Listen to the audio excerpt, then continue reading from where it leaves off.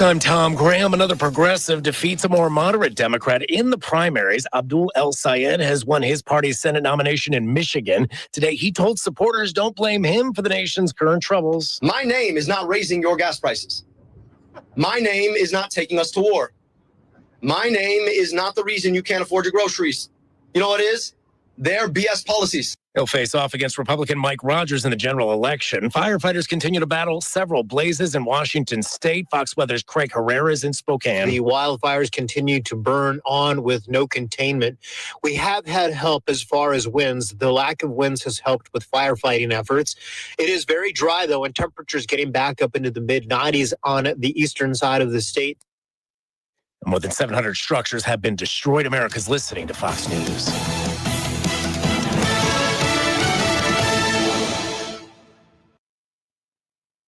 "14 years in prison for killing a young woman. A 15-year sentence for a crash that caused 3 deaths. 12 and a half years for killing a child and critically injuring her mother. All true stories, all caused by marijuana-impaired drivers. No matter what you tell yourself, if you feel different, you drive different. So, if you're high, just don't drive." Brought to you by NHTSA and the Ad Council. Your pet is missing. That sudden panic, the racing questions, the worry of what could happen. It's overwhelming. Petco Love Lost is here to help. This free, nonprofit-powered service uses photo matching technology to search the largest national lost and found pet database, including pets from shelters, neighbors, and social media, helping bring pets back to the people who love them. And it works. Every day, Petco Love Lost reunites pets with their families. A reunion happens every 4 minutes. Simply upload a photo of your lost pet or one you found, and Petco Love Lost's photo matching technology goes to work instantly. You can even register your pet in advance, so if the unthinkable happens, reporting them lost and helping bring them home is as easy as the click of a button. Every pet deserves a way home.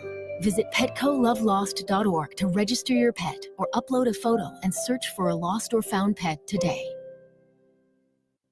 Your bank account just called. It would really appreciate it if you stopped paying full price. There's no better place to do just that than InsaneRadioDeals.com. There, you can find big-time savings on deals like Rise Up Climbing memberships, radio advertisements, great local food and experiences, and even Liberty University football season tickets, some at more than 50% off their list price. That's InsaneRadioDeals.com. Deals that are so good, they'll make you go insane.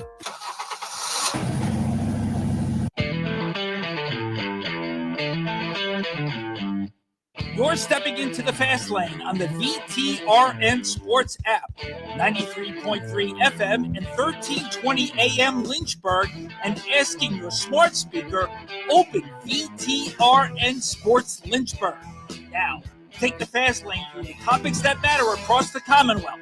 This is the Fast Lane with Ed Lane and JJ Hendrickson. There are certain fans of the Liberty Flames, the JMU Dukes, the ODU Monarchs, the Marshall Thundering Herd, the non-Power 4 schools in college athletics that cringe when they hear a coach at their program admit that they are the minor leagues. But in reality, I'd actually appreciate that out of a coach, because I want them to know where they are. And in certain cases, cultural fits can help you retain a player longer than they might normally stick around. In others, the money may just be too good to pass up. Liberty basketball last year, the example, Brett Decker Jr. leaves to go to Baylor. Most people think that, anybody on those Power 4 rosters are making at least $1 million per year. It's just hard for anybody to turn that down. But Jamie Chadwell, goes back to what he said Friday in the Fast Lane and reiterated today. Flashback. If you want to cue the old, you ever watch Fresh Prince of Bel-Air, by the way, JJ? Just like an episode or two. But you're missing out. Never liked the whole thing. Any of those 90s shows, because this was back when graphics were terrible. But they used to have like the fake clouds around the screen to indicate they were going back in time, kind of daydreaming. You could be daydreaming, but we can go back in time legitimately here in the Fast Lane to this past Friday because and guess what? We keep receipts right there at Fastlane, Ed Lane, however you listen to podcasts. But Jamie Chadwell admitted as such when talking about building a culture of the right fits for the Liberty Flames. And part of that is understanding that they are essentially a minor leagues right now. The agents, some of them do a great job. Some are just out to take advantage of young people. And, it's hard to know who's who without everybody being certified. And so I think that's a big challenge, especially at our level, because, we're the minor league, we're the farm system. So we're turning over more players every year than most of your P4 conferences, right? All the G6 is turning over a lot, majority of those, especially in our conference. We're turning over a lot of people every year. You could go back to our chat with Chip Patterson, CBS Sports Cover 3 podcast host and CBSSports.com. He was with us at the ACC football kickoff a few weeks ago. The interviews are up there as well. Fastlane, Ed Lane, wherever you listen to podcasts. and guess what? We keep receipts. And Fastlane, Ed Lane on the socials for the audiograms of those. You can scroll through that. But he mentioned that. If you want to look at the all-conference teams from the Sun Belt, the Mountain West, the American Conference, Conference USA, the majority of those all-conference players are just transferring up. Heck, there's a hierarchy, as we've touched on in the fast lane, within the power conferences. Miami poaching Duke's best players from last year's team that won the ACC championship. Miami almost won the national, but did not win the ACC. It's a whole other topic. But Miami grabbed the best players. Like, there's clearly in that an indication of the hierarchy. I'd rather have a coach that understands that knows that, and admits that. Because a lot of fans out there might get upset and irritated by it, but I actually have more confidence in a coach like Jamie Chadwell or any other coach who goes into the season understanding that's what it is. And understanding, as Jamie Chadwell mentioned, that essentially part of the job, Chadwell, $4 million a year was what his starting salary is at Liberty. Don't know where he is right now, but we'll just kind of stick with that for a round ballpark number. Then when you're paid that much and you have the support staff, and Liberty can resource pretty well relative to the non-power programs, them, Memphis, Boise, South Florida, and Tulane are kind of the top end spenders in the non-power 4 programs. You got more resources. To whom more is given, more is reasonably expected. And again, if I'm a Flames fan, I go back to what Jamie Chadwell said Friday in the fast lane. And so I think that makes it even a lot harder, especially when you're at a Christian university trying to find that right fit and saying, hey, this is who we are, this is what we're about. When maybe they don't care about that. They just care about, hey, I want to come in and play, and I don't care about those things. And so we got to do a really good job of finding kids that want to be a part of that. That's the goal of the staff. If anything, I like hearing that out of the staff, because this is not just Liberty's program saying this. Like, if you're a Flames fan and they're active on social media, and we're appreciative of that, by the way, Fastlane, Ed Lane, Facebook, especially Twitter and Instagram, where they will voice their opinions and disagreements and criticisms. This is what everybody's going through. Like, we had one today criticized, it's another year where the Flames don't know what they're getting at quarterback. Who does? JMU made the college football playoff last year. Their quarterback's now at UCF. UCF, not big, but they are in the Power 4. The best quarterbacks from USF followed the coach to Auburn. The best quarterback from North Texas followed the coach to Oklahoma State. It's just the reality of it everywhere. And the thing is, that makes me believe even more Jamie Chadwell and what he said about every freshman's goal when they come into a program like Liberty or anybody in the non-power programs. Every freshman that comes in, they want to transfer, and they want at least 2 years at P4. That's their goal. They want 2 years at P4. That way, if they go somewhere and get hurt, they still get another extra year. That's their goal. So I agree with Jamie Chadwell. I think, first of all, the fact that he understands that's good. The fact that he understands this is the roster, because it helps frame the goal for how to get your team up to speed in each one individual season. The difficulties of building culture, how it's on the coaching staffs and their organizations to vet players for their proper fits. And if anything, I want a coach that knows it, understands that, and admits it, because that's what it is. You may want them to want to be at Liberty or JMU or ODU forever, but that's not the realistic world for the majority of them when they have the opportunity to move up, understandably for better competition, but also for greater dollar bills, y'all. As Kenny Powers reminds us. And therefore, I know we're about to beep it out because Jamie Chadwell says hope a lot in this next soundbite, but that's the ambition, it's kind of like us here at the Virginia Talk Radio Network. JJ's in this camp right now where, he just graduated from Virginia Tech. We're always excited to have him on board. But we lost 3 producers this year. We understand where we are. All of them are at the point where they're in their late 20s now. They're in their 28, 29, 30-year-old range. When you get to that point, either you're growing with us or you're probably going to use us to grow somewhere else. I mean, I'm pretty sure our fearless leader, Gary, would want me to be realistic about it. He and I are, which is we will give opportunities. We have opportunities. They're great. You might even grow within us and be able to expand maybe, within a time here, but inevitably there may come a time where you just grow somewhere else. So we've got firsthand experience. I can speak from our end where I'd like people that are growth oriented. JJ's a great example of that right now. Look at our social media. He's doing so much of the work on that side of things. Promos, contests, all sorts of ideas that are percolating. A lot of it is JJ coming up with and especially carrying them out and executing it. That's what we want. We want people that are hungry and goal-oriented. And we understand that maybe a time that comes that JJ wants to leave. And I'm pretty sure I've told you this, JJ, so it's not like I'm like breaking news to you here in the fast lane. No, this isn't a surprise. No, that the only thing I ask is, tell us when it's happening so that we know and we can start working on finding an inevitable replacement, because I understand where we are. That's what you should want if you're a Flames fan, if you're a JMU Duke, if you're an ODU Monarch, is coaches that understand that. And your tie is going to be more to that program. Even the strongest of cultures, like Liberty men's basketball with Richie McKay or softball with Dr. Richardson, they're all battling this where you're going to keep players around. You're probably going to have a better chance to retain them longer, which is where, because Liberty is one of the more well-resourced non-power programs, I think this hope and goal of Jamie Chadwell's, it's not unrealistic. And so what I'm hoping is if a freshman comes and plays, you come to this institution, you come early and you take summer school, you can graduate in 3.5 years. If you really you can graduate in 3.5 years, taking summer and enroll early. And so I'm hoping that it'll allow some guys to stay or willing to stay longer because they want that degree. And maybe we get a freshman for 3 years instead of maybe, 2, because you're barely on to 2 right now, truth be told. And so I'm hoping that maybe allows them to stay a little bit longer because they see the development, they see they're on track to get a degree, and they can get it and still have, if they're good enough to go to P4, they still got enough opportunity to do that and still play 2 years. I hope that trends that way. Maybe it won't. Maybe I'm crazy on that. This is what I'm. That's Jamie Chadwell. We're beeping out the word hope, by the way. We didn't beep it out there just to explain why we were doing it.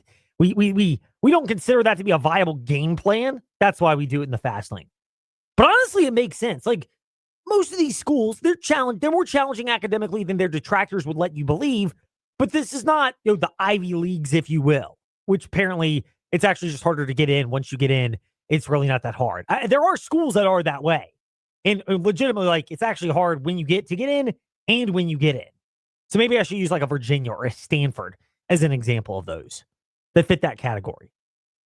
It's navigable to do that. And therefore, if you're decent in high school, as far as academics, you probably come in with some credits built up, which means you could have a game plan to go in.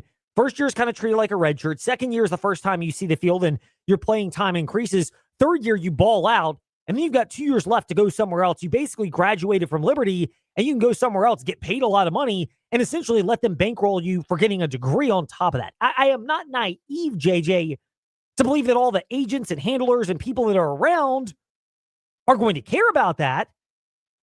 But if you're smart and you want to use the system right, and I think there actually are athletes that are fits for this, it actually makes a lot of sense. And that's why I think it's okay for Jamie Chadwell to say it and ultimately put the burden on himself and his staff to find the right fits for Liberty. Yeah, I have a lot of respect for Jamie Chadwell here. I think one of the most important things that you can possibly do when you're when you're building a good team is being realistic and understanding the position that you're in. And from the sounds of it, Jamie Chadwell is doing just that. He understands they are not quite the final destination for a lot of guys, but even when you're not the final destination, you can still build something great with guys working towards that. And Liberty's done a really good job of it. Obviously, they have a little bit more difficulty finding these guys just because of the culture around the team. Not everyone's cut out for it, but Jamie Chadwell's done a really good job. And to hear a coach... Justin Spiros. A lot of great contents up at Fastlane Ed Lane. And guess what? We keep receipts. On our socials from when we spoke with him at the Virginia Cavaliers Football Media Day, about 2 weeks ago. But Jamie Chadwell, the volume of agents. Remember what Justin Spiros said? There's saying, hey, we want him to be at Liberty for 4 to 5 years. Like, that's burying your head in the sand. That's, oh my gosh, does this guy know what he's talking about? Saying you want guys there 3 instead of 2 years because you basically got the plan of first year you're kind of physically maturing, second year you see the field, third year you break out. And you may have a Brett Decker Jr. to use the basketball analogy of his learning curve got expedited. He had a really good sophomore season, and it was obvious midway through he was going to go to a higher bidder, which Decker did, winding up at Baylor. Like, you're going to have some of those, but I think if you've got that mindset of, we'll probably have them for 2, but if we can get 3 out of them, great. That's trying to squeeze the best out of a situation, which to me, again, wins and losses are ultimately how Jamie Chadwell is going to be judged. But going into camp, at least if I'm a Flames fan, I go, this guy at least knows what he's talking about in the modern era of trying to put a team together and get them on the same page in a rather quick period of time. And in part, because if freshmen want that, then you're not trying to sell them something that's unrealistic, which is going to cause them to tune out. And that, to me, is the lost touch, coaches checked out, players have checked out on it, the Q factor, the quit factor. I think that part is where you can go, all right, everybody at least might be on board and on the same page for the Flames.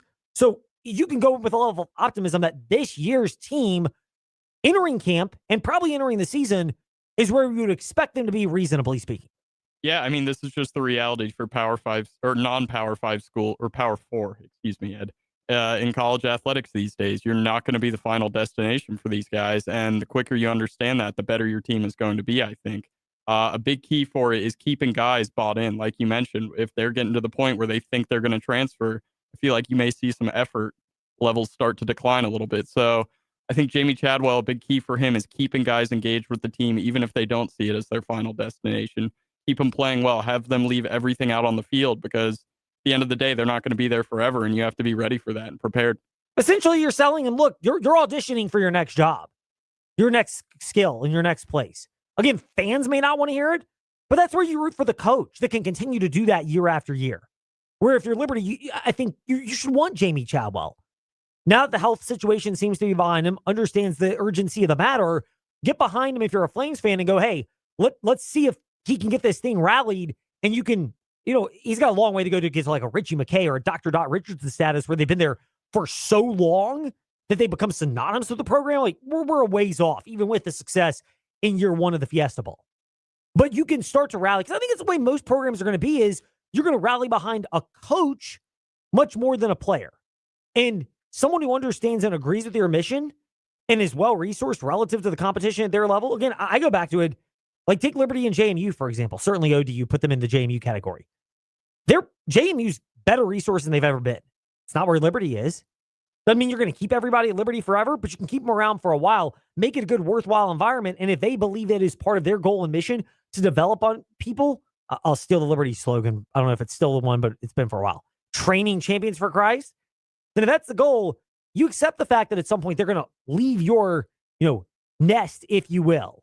They're going to leave the furnace and they're going to move out somewhere else because they're going to get a hot offer. See what I'm doing with all these pun on words for the Flames? They're going to get to that point. And that's where, again, I want coaches that want that out of players, because then you're getting them hungry, motivated, and bought in for a short period of time. When we return in the fast lane is a 1-year contract, enough to keep the newest member of the Washington Commanders bought in. You dig? We'll answer that when we return here in the fast lane and get the analysis from Super Commanders fan, a left-hand upper himself.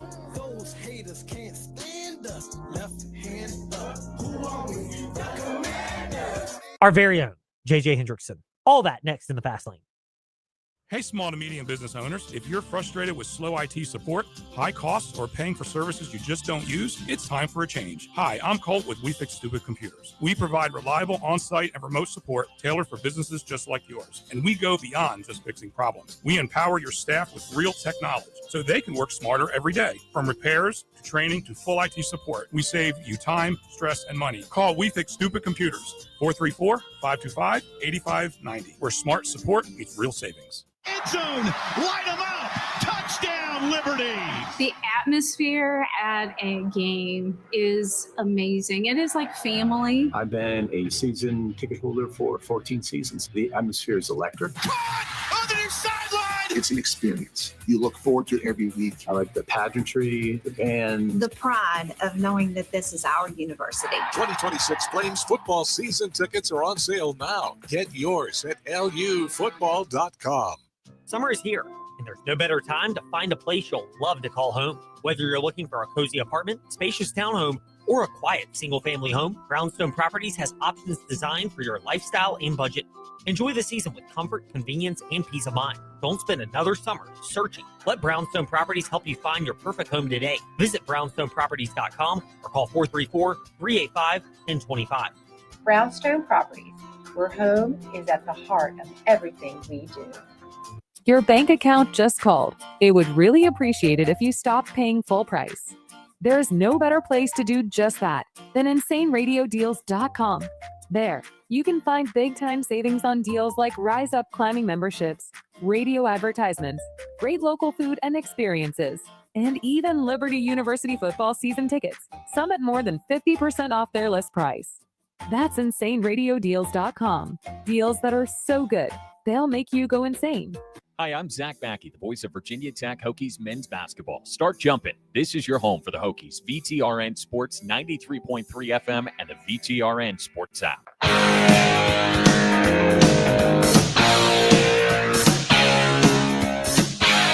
Step into the Fast Lane 24/7 at JJ Hendrickson 27 and Fast Lane Ed Lane on Facebook, Twitter, Instagram, YouTube, and wherever you listen to podcasts.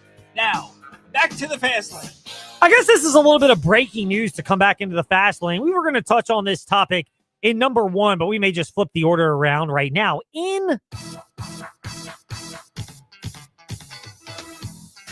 It's time for Fast Five at 5-ish.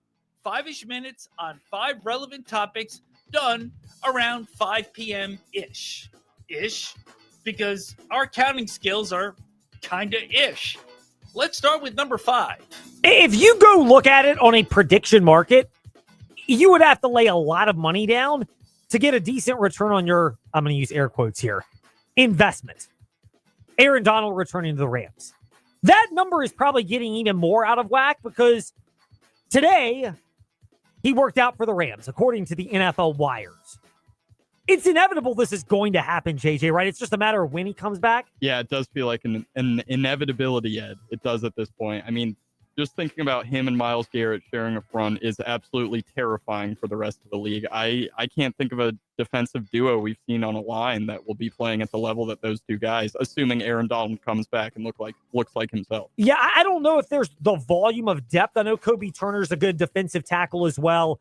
If either of them gets injured, that's where the concerns could pop up. I do think a lot of it could get derailed if Matt Stafford gets injured on the offensive side of the ball. It could kind of be the version of the Broncos when Von Miller helped them win the Super Bowl and Peyton Manning's arm was basically just falling off. But the Rams are a really loaded team. They are top heavy. That is my one concern. Even if Aaron Donald comes back, is they are. I know people have ragged on Philly. And I think some are justified because they got these deferred contracts, which basically means they're trying to circumvent the salary cap and doing it with all the extensions they have. The Rams are kind of in the same boat, but the Rams are even more top heavy. The stars, I think, are better for the Rams than any other team. Stafford, Donald, Garrett, among others. Nakua, if he's mentally engaged, which is a bit of a big if. If they're not healthy, that's my one concern on the Rams. I would not bet them right now to win the Super Bowl just because about 5-1 odds is where they are. And if you're just wondering from that perspective, I think they deserve to be the favorites. But I want to see midway to latter part of the year because all it takes is a couple of injuries at the key positions. I do not think they have the depth around it. So I just would want to see Stafford, Donald, and Garrett in particular stay healthy because if one and certainly a couple of those guys, I'm presuming Donald's coming back, if they get seriously injured and miss a good chunk of time, I do think it could derail the Rams probably faster than it could another team that is maybe deeper but not as top heavy. Yeah, the depth is absolutely a concern. I think the top heavy point is really great. They did say today in his workout he did not wear pads in the tryout. So I wonder just how close he actually is to returning if he does indeed end up doing so, because it's been, a year, 2 years since he played last? I don't think you can come and just shake off rust like it was nothing, like you never left. But if there was any defensive player I think who would have the ability to do it, it would be Aaron Donald. And I'm sure he'd be happy to come back to the Rams. No doubt. I mean, the level of excitement around him in general is big. There's obviously been the appeal from the beginning. I don't think anybody's going to be shocked. I'd be more shocked if Aaron Donald does not come back to the Rams than if he does. Speaking of additions, number 4. Your Commanders person, or as we call them, left-hand uppers. Those haters can't stand us. Left hand up. Who are we? The Commanders. And they have a new member of their team. Granted, don't put him on a boat with scantily clad women and rap music playing. Do you get the reference, Yes, JJ? I do, unfortunately. Google Tusi, if you will. Yeah, the little pink powder. Yeah, exactly. Stephon Diggs, Tusi, I think it's Tussi, shows how much I know about this. I only know of it even existing in the drug world because of Stephon Diggs and the scantily clad women on the boat last year down in Miami. He is signing with the Washington Commanders, a one-year deal worth $12 million. I'll actually say this. This is the time, if you're the Commanders, to bring a guy on board like this. Like, he's not Brandon Ayuk level of just what's going on in the guy's head, but there is an element of what's going on with Stephon Diggs and judgment decisions. Get him right now. Camp is beginning. Everybody's kind of getting into the proverbial bunker, I'm using air quotes, of an NFL operation. So for the next 5 to 6 months, and it's a one-year deal with Diggs, you've got him. At the end of the year, he's a free agent again, so he's not technically your problem. Not saying something couldn't happen. We know Diggs has some other transgressions that may or may not have arisen with chefs and masseuses and other people from past off seasons. But assuming you're cool with that with the Commanders, I actually like the timing of this move for the Commanders getting Stephon Diggs. Baggage aside, and I mean, look, on a scale of which baggage I'd rather have Stephon Diggs' baggage, not saying it's great, than Brandon Ayuk and wondering where that guy is even mentally. Yeah, I'm actually really glad you mentioned that because that was one of my first thoughts when I saw they signed Stephon Diggs. Now, on the field, I do think this will go a long way for the Commanders. The off-the-field issue is my biggest concern, but at the end of the day, I would much rather have him wearing burgundy and gold than Brandon Ayuk. I think he'll be much better for the team.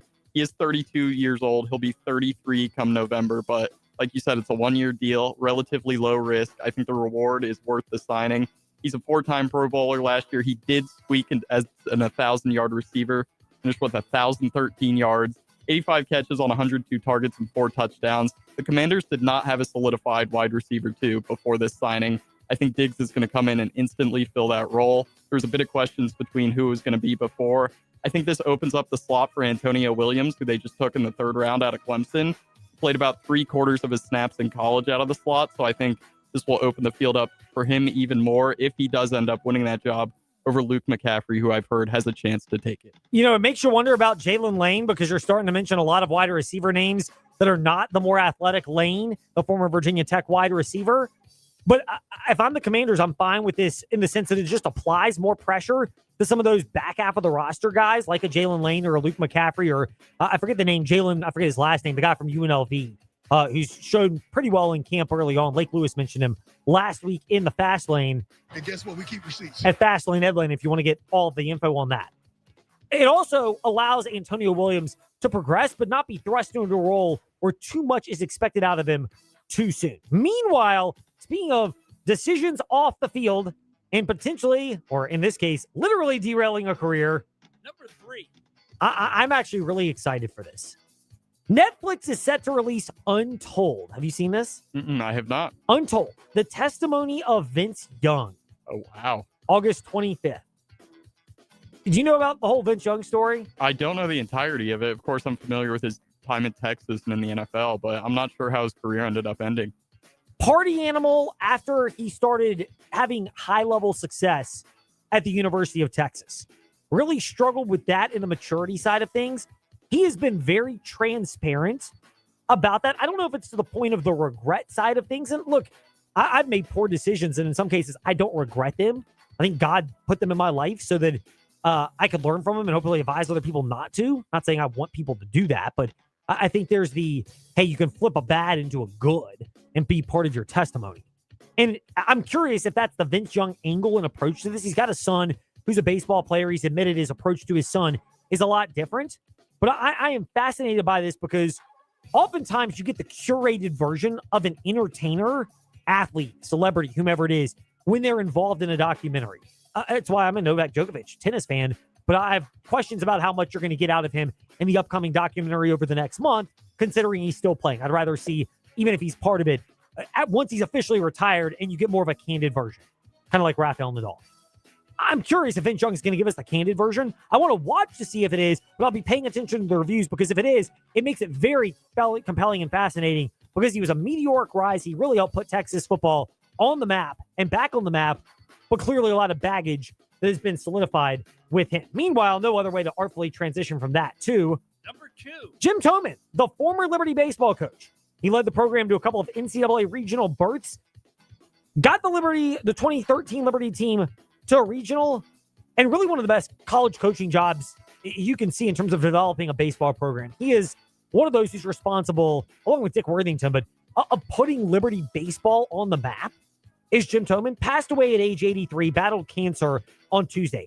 I think the most interesting angle to this is, are you familiar with Damian Sordelett, who covers the Virginia Tech Hokies for Roanoke.com? Yes, I am. And he used to cover the Liberty Flames and the high school sports scene for NewsAdvance.com. His replacement is Bryson Gordon, who will join us in about 5 minutes here in the Fast Lane. But Damian Sordelett said that Jim Toman was so gracious that Damian was able to interview him for a few minutes the day that Toman was fired at Liberty University. That's a testament to somebody's character. And people, there are a lot of areas where you can snicker at the Liberty way, and they've sometimes have brought that on themselves. But to bring people on who have such character that even on a bad day for them, they can see the bigger picture and be gracious enough with their time, that in and of itself is worth a hat tip to the legacy of Jim Toman. But I think in hindsight, Flames fans appreciate, I would say more because they've had success with Bradley LaCroix and Scott Jackson and others, but you start to appreciate somebody even if you maybe didn't when they were initially dismissed. Yeah, that's a really incredible story. I mean, you think of all these times that in modern days, athlete will lose a game and then refuse to do media availability. Just to think about him losing his job and still be willing to do an interview, I really do think that's a testament to his character, and it's sad to hear that he did pass away. Number 1. Another hire, fourth one for Brian White, Virginia Tech Hokies athletic director, P.J. Mullen, who comes from Rutgers. He's going to be the chief marketing officer and the deputy AD for Virginia Tech.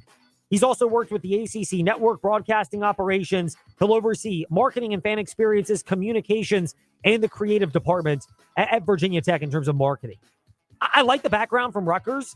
I know they're not big time relative to the Big Ten's top programs, Penn State, Michigan, Ohio State, Oregon, that class, USC. But he does come from the Big Ten.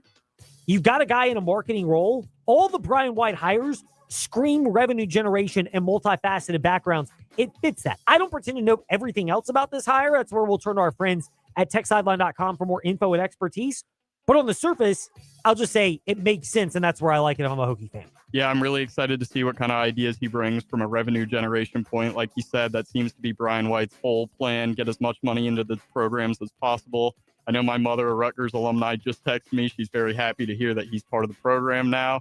Shout out to my mother. But I'm really excited to see what Brian White has to continue to build here at Virginia Tech. So far, I mean, I don't know a ton about the people he hired, but they all seem like good hires. And it definitely seems like he has an overall plan and a direction that he wants to take the athletic department. For me, it goes into because again, these are not all my expertise in terms of building out like a college administrative staff.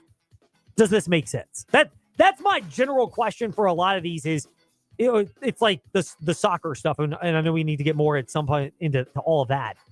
But does this make sense?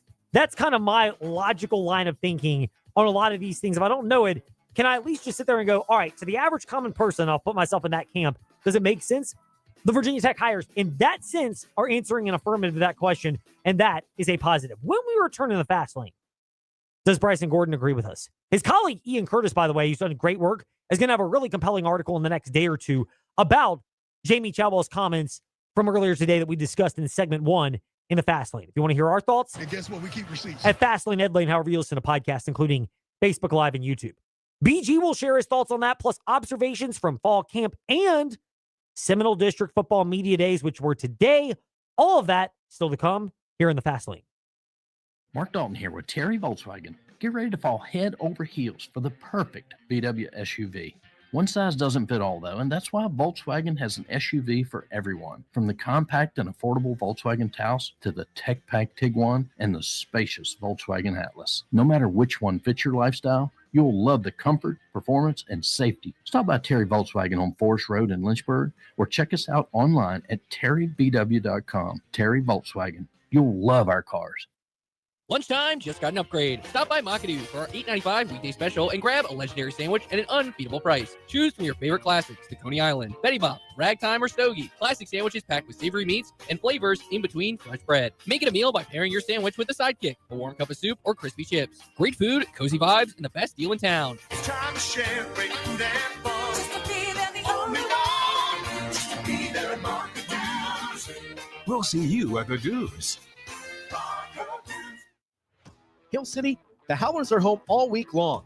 Friday, a 2025 Hillcats Championship Ring replica giveaway prior to a 6:30 p.m. first pitch. Saturday, a 6:30 first pitch for Military Appreciation Night presented by Davis Heating and Cooling with fireworks following the game. And Sunday, a Howlers backpack giveaway before a 2 p.m. start. Get tickets at hchowlers.com and howl out loud.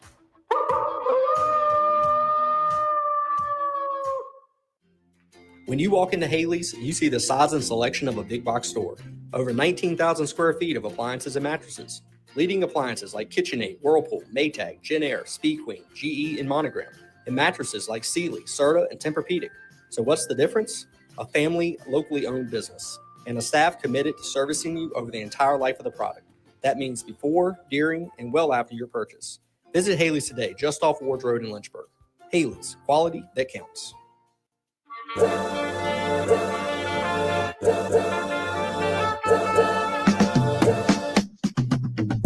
Step into the Fast Lane 24/7 at JJ Hendrickson 27 and Fast Lane Ed Lane on Facebook, Twitter, Instagram, YouTube, and wherever you listen to podcasts.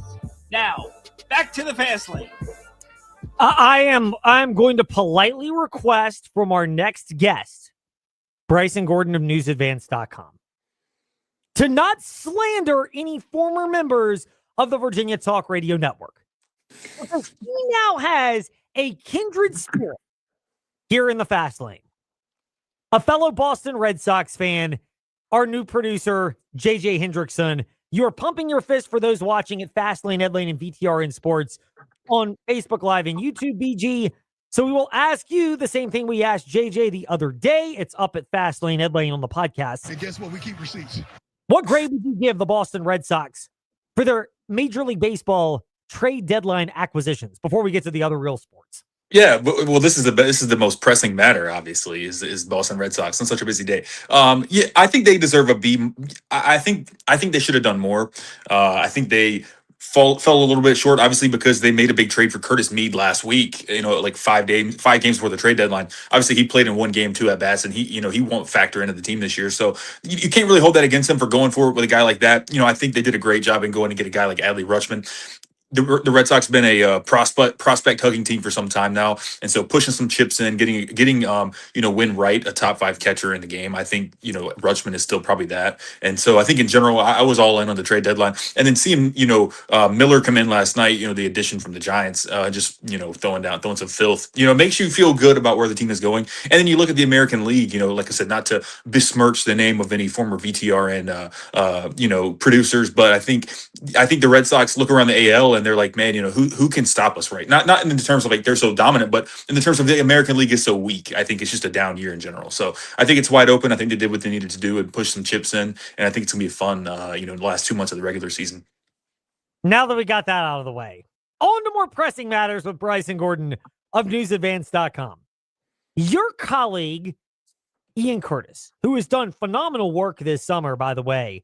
First of all, take a moment and brag on him. Like, y'all hit the jackpot with interns this summer. We did. I mean, we got Ian, by the way, as you mentioned, Ian Curtis. He is a Texas A&M Aggie, a proud Aggie. He's been spending his summer with us here in Lynchburg. Obviously, can't say enough good things about him. His work has been on our website. I think I've shared a lot of his work as well. He tagged along with me to camp today, which, by the way, great opportunity for him, as a guy in college to be able to cover Liberty. He covers Texas A&M for his college newspaper. And so to be able to join the Liberty camp and see what it's like to be on the beat for a couple days is pretty cool. And, he's been awesome. And I think, as you were alluding to last segment, he's working on this great thing about what Chadwell had to say today about kind of the future of college football, 5 and 5, and things to do with the class of 2022 court ruling. And so a lot of interesting stuff, and I'm sure we'll get into it. But he's doing great work. Ian Curtis, by the way, future star in this industry, way further ahead than guys like me and it. Yeah, I mean, he's going to have a big head start basically on our level, kind of like JJ. Pretty soon they're going to zoom past us, and we're going to just be sitting there like proud contributors to the success of someone superior to where we might be. Bryson Gordon, newsadvance.com, is with us, by the way, here in the Fast Lane. You mentioned that, the future of college sports. Our first segment today was about Liberty Flames fans. They may not want to, but it seems like they should be appreciative that they have a coaching staff that is willing to embrace the understanding that you're probably not going to get your best players for their entire time. And it seems like Chadwell at least wants to have a plan to keep them at Liberty where they can benefit long enough with the degree and development while still going on to greener financially and otherwise pastures. Yeah, you make great points. I mean, the whole 5-5 thing is going to be really unique for Liberty, and Chadwell leaned into it today, and I think it kind of gave an idea of almost like a recruiting pitch. We talked about it earlier. You and I when we were there, it felt like it was an idea of like, hey, we can develop you for 3 years. You obviously don't have the constraints of playing 4 games and or playing more than 4 games and losing your red shirt, things of that nature. And so I think it was almost like a recruiting pitch from Jamie Chadwell to be like, hey, we can be a program you could take in for 3 years, build that first year, really get the fundamentals of playing what it's like playing college football, and we can give you 2 really good years as a guy who's a contributor. And after those 3 in total, you got 2 years of college football left remaining. You can go play at the power conference level, do what you need to do. And I think in general, coaches who are willing to be flexible, you see this in business and in the world all the time, right? Like the leaders who are flexible, the leaders who don't allow change to happen to them, they kind of affect the change. I think those are the leaders who are pretty successful. And not to say, Jamie Chadwell is leading from the front on this. I think a lot of teams have kind of fallen on this, fallen in this idea here this offseason in terms of like, how are we going to be, working with this new ruling, working with these new guidelines to better our program. And I think just in general for Liberty, I think Chadwell laid out this great plan and something that might work for them. But you think about it also, is that a sustainable way to build a program that's going to be winning and winning? Like, can you always guarantee that you're going to get them there for that 3rd year? Because what if you have a class that you're investing in and they leave after 2? So there are going to be downfalls and pitfalls to it. But I think, for this to be this early in the process of what we're learning with 5-5, it's kind of cool to see, he's already kind of been thinking ahead on something like that. Yeah, I mean, I found it refreshing to understand that. And, he mentioned this in our chat Friday in the Fast Lane, but also today, the reality that there are going to be some players where they may have delusions of grandeur. Maybe they want to just stay for 1 to 2 years. Correct me if I'm wrong. My thinking from how Jamie Chadwell outlined it today in terms of his vision, 3 at Liberty, 2 at the Power 5 is, first year is basically like a redshirt year anyway. Second year, you burst onto the scene and start getting playing time. Third year is really when you make a mark for yourself. And at that point, it becomes obvious that you just have to go for the next situation. Am I reading into that correctly? How Jamie Chadwell seems to be viewing this as well? Yeah, I think you nailed it. I mean, and look, that first year, right? Because the college football is going into this age-based model, I think, the last few years in the transfer portal, especially with a team like Indiana, who was so old last year, you're going to see the old teams be better. And so, that first year, you're not going to want to roll out a ton of 18-year-olds onto the field who, probably are undersized, probably not prepared to play on the college football level. You're going to want to take those guys and give them time to mature physically, and give them time to mature as adults and to get used to playing college football. And then that second season, you can kind of unleash them. And I think you see, like, especially with the way things were with the red shirt, you were seeing guys play 4 games and kind of get a little bit of taste, and then it's like building, it's like momentum, they're stacking blocks on each other, and you really see it explode in year 2. And I think that's kind of what they wanted to do. I think it's interesting though, because it would kind of take a whole change from what Chadwell's kind of been doing here the last few years in terms of like, Chadwell has leaned in, at least in this last class, leaned in heavily in the transfer portal, going heavily after, guys who have played at, a group of 6 programs who are coming across, not transferring up or down, but they're coming straight across, to the G6 level and to play, at Liberty for a year or two and just kind of finish out their career here, kind of fill in some holes. It would take a really good investment, a multi-year investment back into the high school recruiting ranks to really build out that class. And so it wouldn't be something I don't think you can do on the fly. I think you have to really commit to that strategy and be dedicated to it. BG.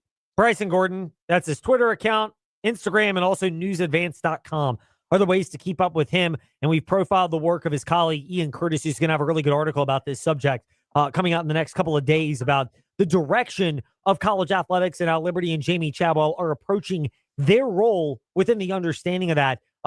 You also brought up this point. We'll shift over to the football-related topics of the Flames and then high school sports in just a moment.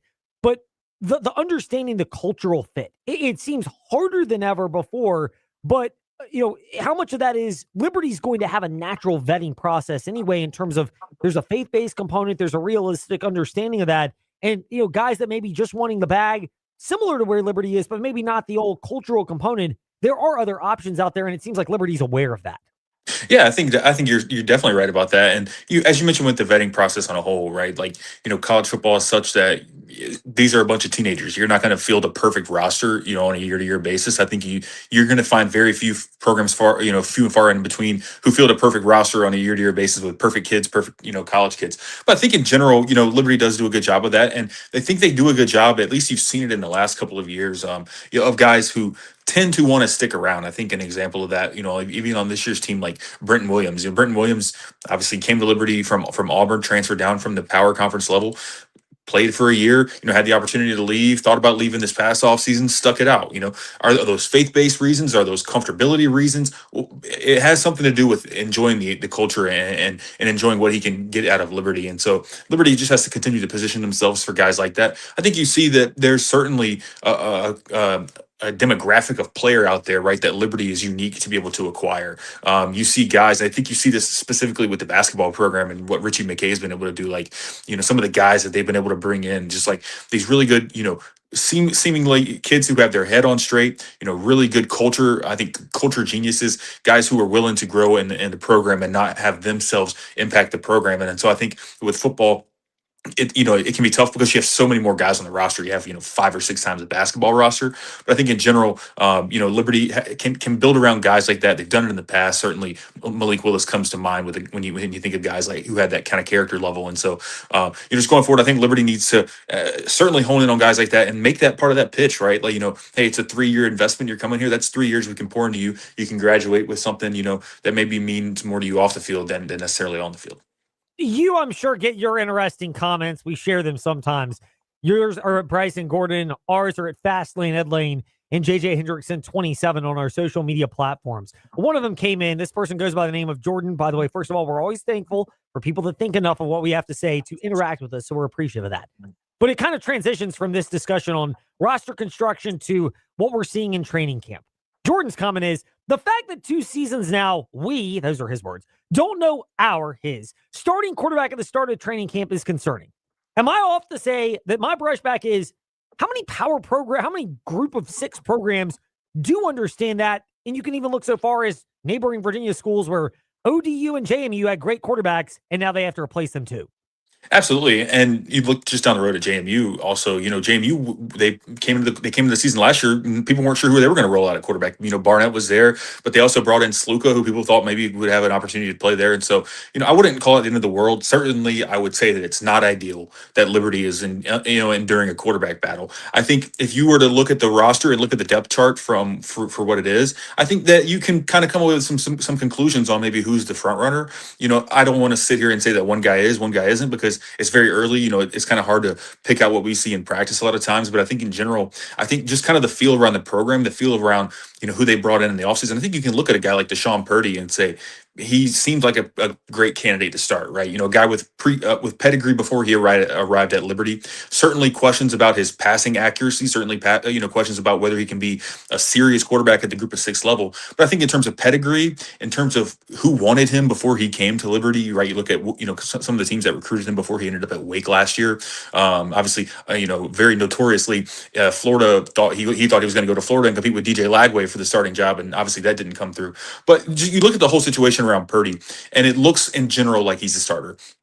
You step away from that and you look at what Liberty has elsewhere. We have a guy like Jalen Henderson who has spent a lot of time at the Group of 6 level and in the college football level, kind of bouncing between the Group of 6 and Power Conference. And he's a good player, but I think in general he has a unique skill set, and Liberty wants to be able to get something out of that skill set. And then with Vasco, what is the downside, right, of allowing Ethan Vasco to get healthy and join this quarterback competition in fall camp, right? I don't think there's a downside to it. I think if you give him the opportunity to be 100%, show what he's got, maybe he picked something up, in his improvement. Maybe he picked up more arm strength that you didn't notice last year, and something changes there. But there's no downside, at least, in allowing Vasco to compete. Now, I think where you run into some issues is when, certainly we were there last year, when the quarterback battle spills out into the last week of the offseason, and you're going into game week uncertain about who's a starter. That's when there are going to be issues. And so I think Liberty, he mentioned that he wants to have this wrapped up by, practice 14, wants to have it down to 2 guys by practice 9 or so. I think that would be a good timeline. I think that they want to have this, they need to have this wrapped up pretty much by like August 20th,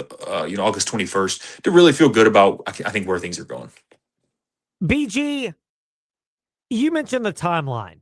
How much easier is it now with there's one transfer portal window, things are more concrete than they've been before, and you've got a more clear, for now, eligibility picture in college athletics? How much easier does that make it for Jamie Chadwell and maybe being more convicted in how he's going about this quarterback competition? Yeah, I think he mentioned it today. Obviously coming into the fall with some at least notions about who's going to be your starter, right? You take in spring. I wouldn't say is the most important thing, but you take it in, and it certainly matters, and maybe matters a little bit. More kind of with 2 guys like Purdy and Henderson who have very contrasting styles, and you want to see who kind of fits better in the offense. But I think just in general, like without having that second portal, with being able to keep that same team from January, that first team you bring in all the way to the end, there are going to be so many benefits for I think a lot of teams. I think you're going to see the really good teams in college football are the teams that not only are the teams that have been together. Everybody's been together since January, but are the teams that have that continuity from last year and are able to get those guys in from January and keep them in the building for 8 months. And you don't have guys shuffling off, 2 or 3 times in the offseason. Like those are your guys, and you've been able to know and feel convicted about what your needs were, and you fix it in the first portal, and everybody's kind of on the same accord. Where I think it could be a downside is that, certainly in that second transfer portal window, you're able to address needs.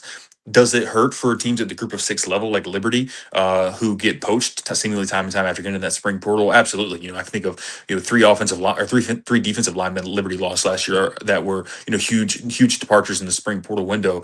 But I think getting this, for Liberty, getting this opportunity to have this whole team, it kind of feeds into this year-long storyline for them. I think, they have some overhaul on the defensive side of the ball, but I think in general, the theme of the team is like, there's a lot of guys who are really, upset about how last year ended with the 4-game losing streak and obviously the bowl streak coming to an end. I think that those guys have been able to, it feels like at least, rub that off onto the guys that have been here since January. And because those guys have been here since January, and as opposed to maybe April or May, it means so much more because you're in that culture for 3 more months. It means a lot more, and I think it's going to make for a more connected team. All that to say, that doesn't mean Liberty's going to be a better team. I think the talent's still going to be the most important part of the equation. You can be the closest team on paper, you can be the closest team in the locker room, but if you're not, if you're not physically prepared, or if you're turning the ball over in too many instances like Liberty did in a lot of occasions last year, it really doesn't matter. And so that's what's going to rule today is how much they've actually improved on the field. BG, Bryson Gordon, newsadvance.com. Great work there for him and his colleague Ian Curtis, who are putting out great work on the Liberty Flames. We'll pivot off of that for just a moment, BG. Seminole District Football Media Days today. I know other districts have adopted this in Virginia and beyond, but they seem to do a really good job of putting this thing on there in terms of timeline and accessibility. Are you willing to join in giving a hat tip to Brad Bradley, who has been kind of the mastermind behind this concept the last couple of years? Absolutely. I will tip my cap to Brad Bradley anytime. He did a phenomenal job with Seminole District Media Day today. I want to say, obviously we have a busy schedules as people in Lynchburg this time of year. It's not like this all the time, but it's really hustle bustle whenever Liberty's opening fall camp. So to have Liberty opening fall camp on the same day as Seminole District Media Day, thought it was going to be a little bit of a headache, but both parties, Liberty was great this morning. And I think at Seminole District Media Day, Coach Bradley, he really respects everybody's time. As a football coach, he probably wishes people respected his time a lot more, and so I think he realizes he can give that to other people. And it was an awesome day. And to hear from 8 coaches, all the players that were there, I think it was great. I think it set the tone for what's going to be a phenomenal season this year in the Seminole District in general, in terms of storylines, competitiveness. You think about how much talent the league lost last year, and I don't think it matters. I think that all those teams that lost a ton of talent, we talk about Heritage and Jefferson Forest lost a lot of talent. I think that they just backfilled, and I think both of those teams are going to be right there in the same situations where they were last year, competing in the top, 3 or 4 spots in the district. You mentioned all of that. is this is my big initial takeaway from this, so you can nitpick this. I think the top of the district, you probably got your three teams, LCA, Heritage, and Jefferson Forest in some order. But the bottom of the district is getting a little bit stronger, and therefore you probably got a better path to where there will be more challenging matchups throughout Seminole District play when it gets going. Yeah, I think you make great points with that. I mean, you just look back to last year and think about how much tougher the district played last year in comparison to a lot of the seasons it has in the past. Obviously, Rossburg had a tough season. They went 0-10. That was a down year. But Liberty, who had been on a 37-game losing streak riding into last year, they won 3 games after they include a forfeit that they took that was credited into the end of the season. So that bottom, that 7th place finisher in the Seminole, that 7th and 6th place finisher going back upwards towards those top 3 with the improvement of those teams is important, and that really includes. I think Brookville is going to be improved. Obviously they can't play in the postseason this year due to the VHSL sanctions, but I think in general, just them being an improved team and wanting to get a post a winning record, being the number 1 goal they said today, I think that's a big deal. I think EC Glass, obviously in the playoffs last year, and I think they're a perennial contender to make the region playoffs. They should be a little bit better this year and maybe take another step up to being a 6-win team as opposed to a 5-win team. And then Amherst County, I think you look at Amherst County the last couple of years that they've had, last 3 years that they've had, feels like it's time to make that step forward into the playoffs. And the games that are going to matter for them are those games against Brookville, are those games against EC Glass. So EC Glass is a region rival for them, and so those middle of the Seminole games for teams like Heritage and EC Glass and Brookville, they're not walkovers. They're going to be really tough games, and I think that's really what determines whether the Seminole has 3 playoff teams, 4 playoff teams, or 5 or 6 playoff teams. Yeah, my juice is flowing, BG. It's almost time, man. It is. Only a couple of weeks away from scrimmages, benefit games, and 3 weeks from now, we will be previewing the first meaningful Friday night football action, including Jefferson Forest Cavalier football on our sister station, 100.9 FM, and the Virginia's Talk Station app. BG, we'll keep it locked to newsadvance.com. Really looking forward to your colleague Ian Curtis's piece on the direction of college sports. Looking forward to all of your work on the Seminole District and everything that's going on into that. We'll have some drops at Fast Lane, Ed Lane, on our socials and here in the Fast Lane as well with team previews. And the next time we link up, we might even get into some of those teams as we start unveiling those previews as well. Yes, sir, man. I can't wait. Looking forward to it's going to be a fun football season. It is. Bryson Gordon, newsadvance.com, stopping by with us today here in the Fast Lane. And yes, we're not quite sure of the schedule for how we're going to unveil all of our Seminole District previews. To get my usher on for just a moment. Sometimes it depends on where my sales calls lead me. If I just happen to be in Rustburg on a given day, what do you know? That's the team we preview. We're not doing it in alphabetical or standing order. We're doing it in convenience of my sales schedule order. It may not be what you would do in normal scenarios, but we are not normal at the Virginia Talk Radio Network.